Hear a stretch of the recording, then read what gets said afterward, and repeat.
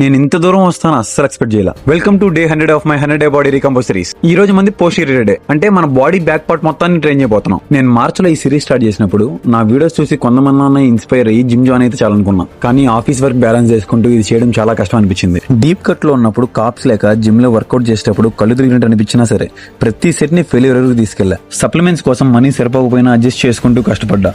నేను ఎప్పుడు give up ఇద్దాం అనుకున్నా మన కమ్యూనిటీ ఇచ్చే సపోర్ట్ నన్ను ముందుకు నడిపించింది. అండ్ మెయిన్ థింగ్, ఈ 100 డేస్ లో నా బాడీలో వచ్చిన చేంజెస్ కంటే నన్ను చూసి ఇన్స్పైర్ అయ్యి నా ఫ్రెండ్స్ ఫాలోవర్స్ జిమ్ కి వెళ్తున్నామని మెసేజ్ చేశారు.